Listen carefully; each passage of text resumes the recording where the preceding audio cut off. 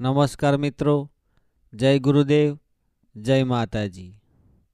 બનેલા કામ બગડી જાય છે, શું કારણ હોઈ શકે?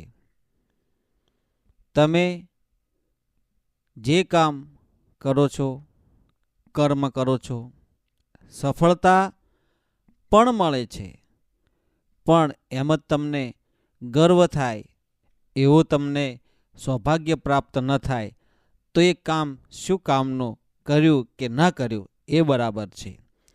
ગણ સાથે તમારી પૂજા ના થાય, કર્મ સાથે તમારું જે સૌભાગ્ય તમને પ્રાપ્ત થવાનું હોય, જે તમે કામ કર્યું છે એ પ્રમાણે તમારી તુલના થવાની હોય, તો એ ન થાય તો એ બધું વ્યર્થ છે।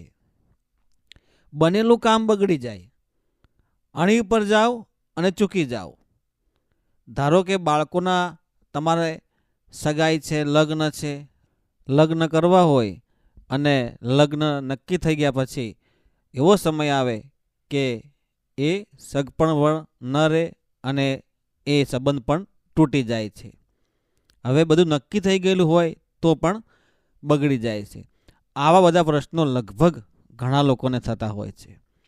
કોઈ દેવીનું, કોઈ શક્તિનું, કોઈ માતાજીનું, કોઈ દેવનું કામ હોય, તમે કરવા તો ઘણું માગો છો, તમને સફળતા મળે એવા ઘણા રસ્તાઓ તમે નજીક છો, છતાં પણ તમે કામ નથી કરી શકતા અને બનેલું બધું કામ બધું બગડી જાય છે।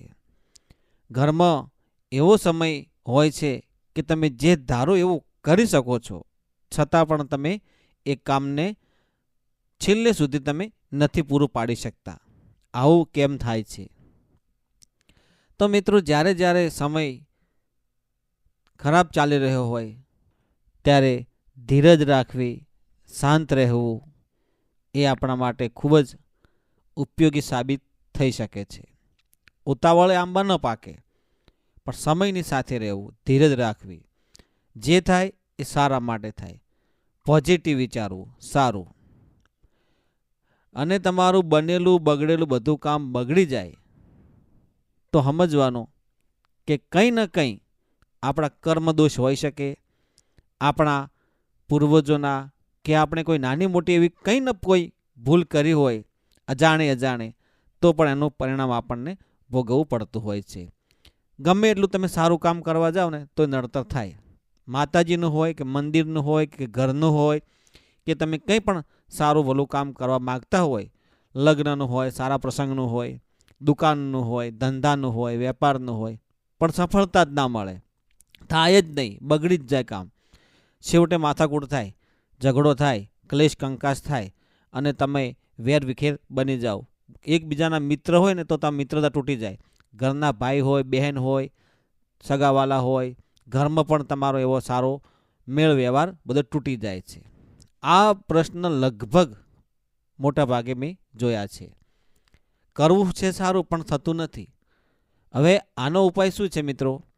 આનો ઉપાય એ છે કે તમે બની શકે તો, તમારાથી બની શકે તો, એવું કોઈ વ્યાજબી નથી કે તમે કરો જ, પણ પરમ કૃપાળુ પરમાત્માએ આ મનખા અવતાર તમને આપ્યો છે તો ભલું થાય એવું કરજો, ભલામાં ભાગ લેજો। અથાશક્તિ બને ને તમારાથી તો કોઈને દાન દક્ષિણા કરજો, કોઈ જરૂરિયાતમંદને તમે ખવડાવજો, કોઈને કપડું આપે તો કપડું, અન્ન આપો તો અન્ન, ભૂખ્યાને ભોજન, સાધુ સંતને તમે આશીર્વાદ લેજો, એને અથાશક્તિ દાન દક્ષિણા આપી કોઈ બ્રાહ્મણને, કોઈ સાધુને, કોઈ સંતને રાજી કરવા। બની શકે તો તમારે કોઈ ગૌશાળા હોય ને, ગૌશાળા તો ત્યાં આગળ ગાયોને પૂળા ખવડાવવા, એક દિવસ હોય તો એક દિવસ, તમને પરમ કૃપાળુ પરમાત્માએ આપ્યું હોય તો દાન કરવું। થોડું થોડું જો તમે દાન કરશો, કોઈને ખવડાવશો, કોઈ એવા વ્યક્તિને જરૂરિયાત હોય એવા વ્યક્તિને તમે મદદ કરશો, તો એ તમારું કરેલું કર્મ તમને એ ધર્મ સ્વરૂપે તમને પાછું મળશે અને તમારા એના આશીર્વાદથી, એમના આશીર્વાદથી તમારું બધું કામ બંધ હશે તો ચાલુ થઈ જશે। બનેલા કામ બગડે નહીં એના માટે એમના આશીર્વાદ તમારે લેવા ખૂબ જ જરૂરી છે। ગાયોને ખવડાવવું, ગરીબોને ખવડાવવું, ભૂખ્યાને ભોજન, તરસ્યાને પાણી, કોઈ એવા વ્યક્તિને દાન કરવું કે જેનાથી એના આશીર્વાદ મળે. કોઈ વિધવા બહેન હોય, કોઈ દીકરી હોય, કોઈ ગાય હોય, રક્ષા કરવી બની શકે તો મિત્રો. તો આ જે કર્મ છે એ પુણ્યનું ભાથું તમારું ભરાય છે અને પાપનું ધોવરાય છે. આ કર્મ કરવાથી તમે સારા માર્ગે જશો તો બધા તમારા માર્ગો સુઘડ બની જશે અને બધા માર્ગો ખુલ્લા થઈ જશે.